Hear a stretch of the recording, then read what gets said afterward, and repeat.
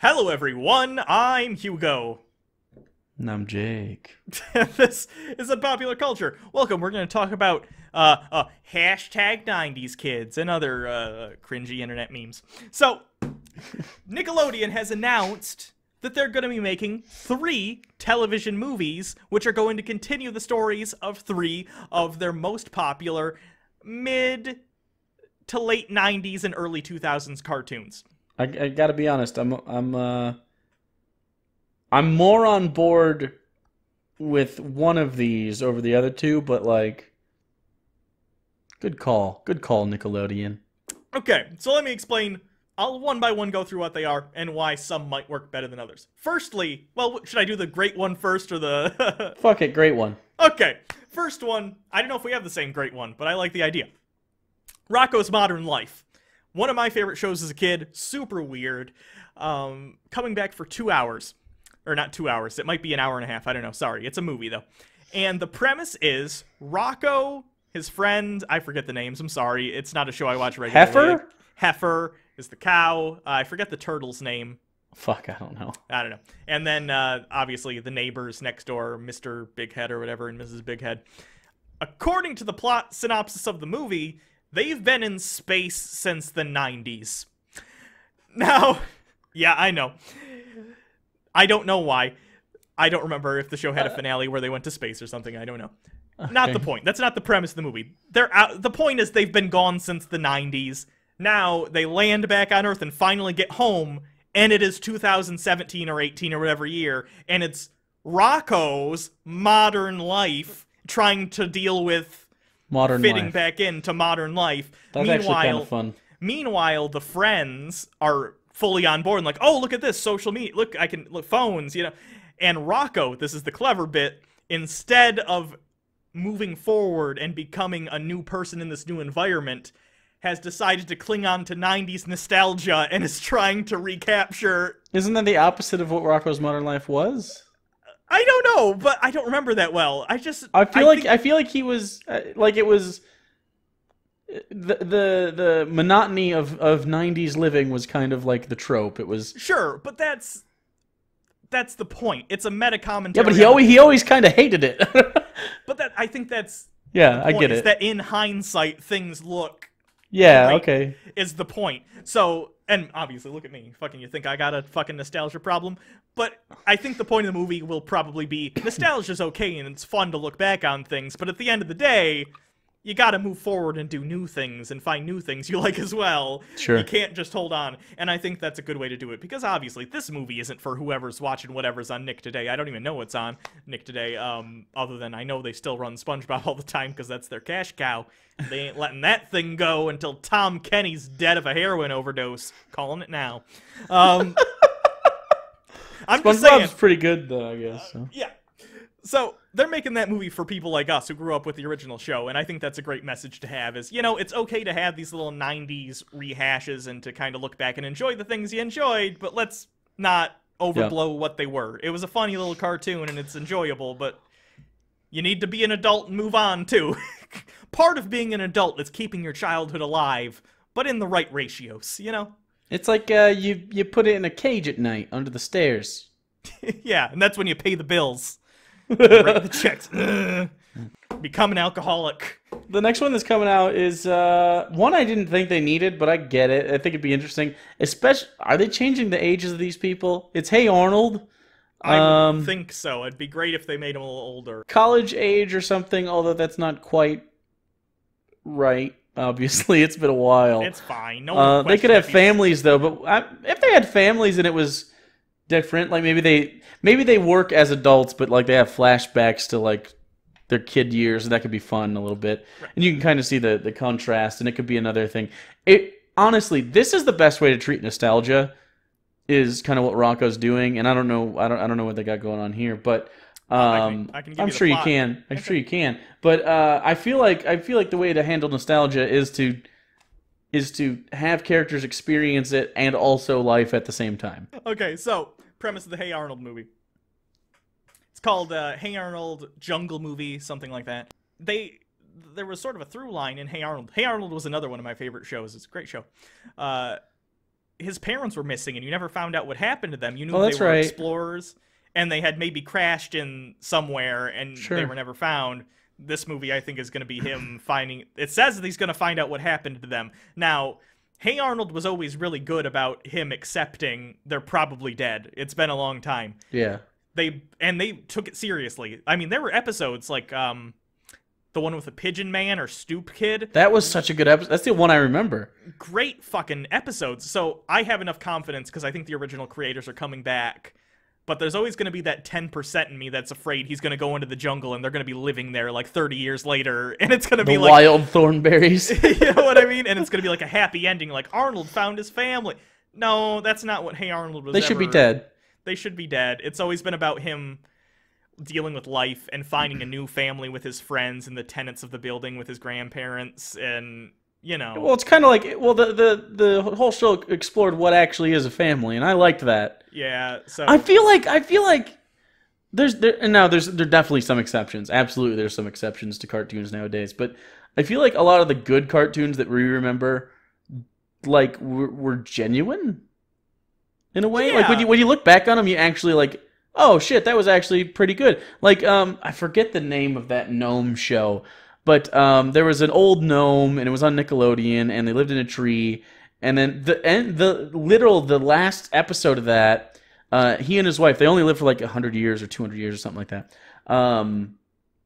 They have to die, and they know they're gonna die, and they walk into a fucking meadow, and they tell each other how much they love each other, and then they fucking like disappear magically, and they're dead.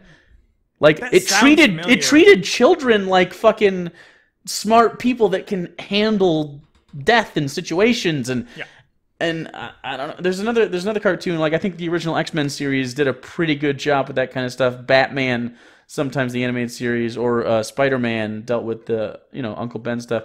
All these cartoons, while they're cartoons, I mean, the pigeon guy flew away with birds. Like, well, there are some people who interpret that scene though as saying that guy died. There's people who like that. Oh, probably. Look at that scene and say it wasn't really Arnold watching that guy fly away with the pigeons. It's Arnold in his head. Sure. Kind of like that Radio Flyer movie. Kind of like that ending where they. Yeah. Whatever. Spoilers for Radio Flyer. You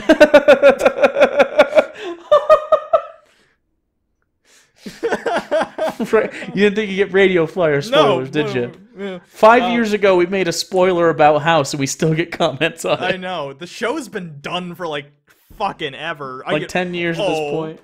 What, House doesn't die in House? Oh. Spoilers. Anyways, last one, Invader Zim. That's a cool show. It's really fucking quirky. It always reminded me of Courage the Cowardly Dog, but, like, from the aliens' perspective. Because it was so fucking odd. I get what you're saying. And, like, do you ever feel like your chest gets really heavy and you can't breathe and you feel dirty from watching those shows? Yeah. I really love Invader Zim. Invader Zim, I didn't watch until I was a little bit older. It wasn't like one of my childhood shows. It was more like a little bit older, like preteen teen shows. God. And it explored how, like, gross humans are. And it did, but, that show, it shows you how you can make a show engaging and something you want to watch and funny, while also...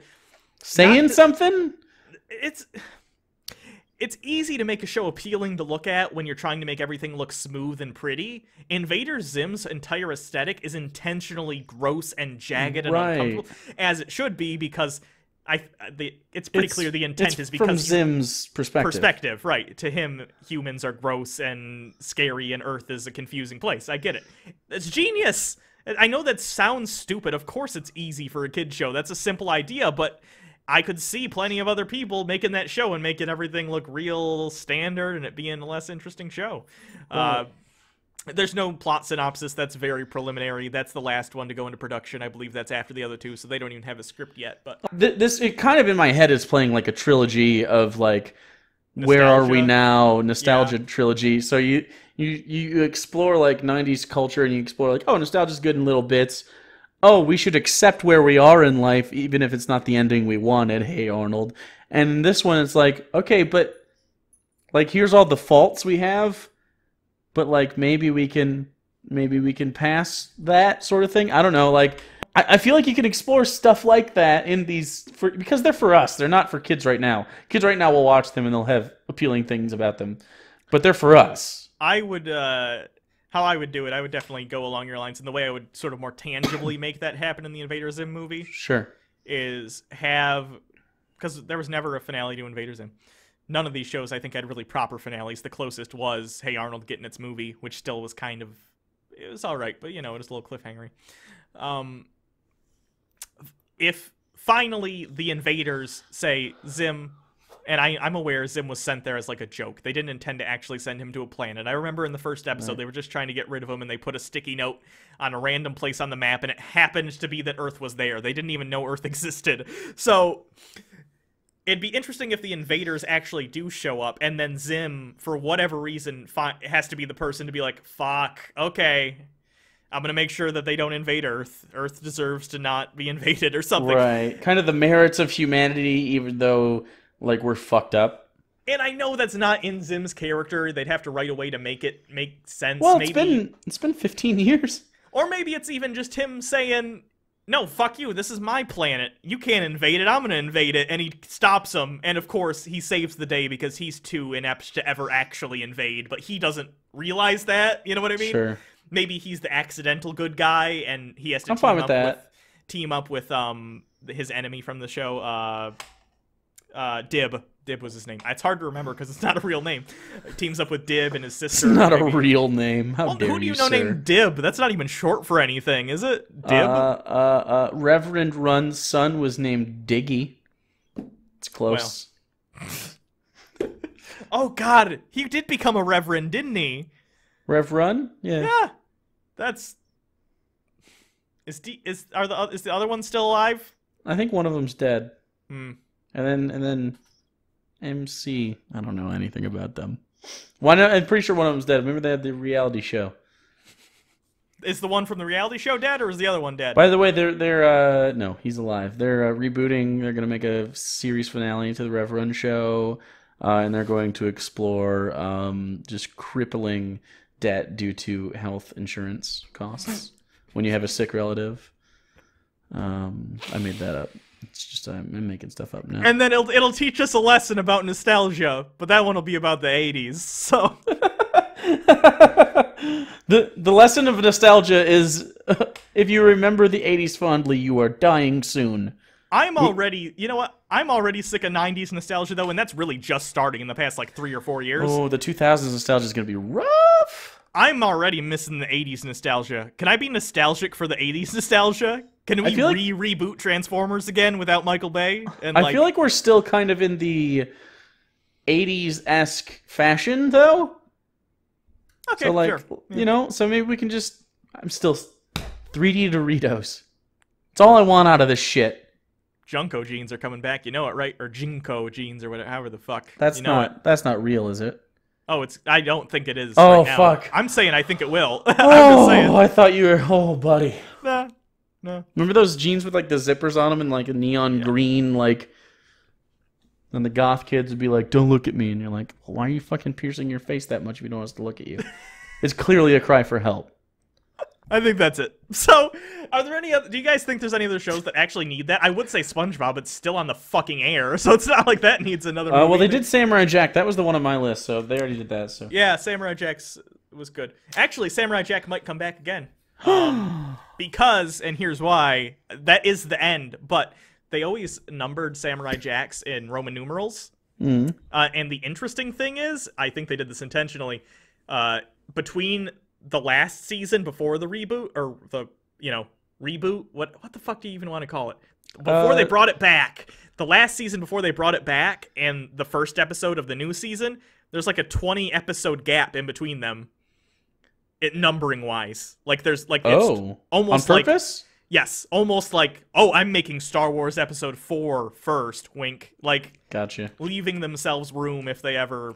How long did New Hope have Episode 4 in front of it? It didn't. It released as just Star Wars. That's what I thought. Retroactively. It was just the prequel thing, right? No, it happened before the prequels. Okay.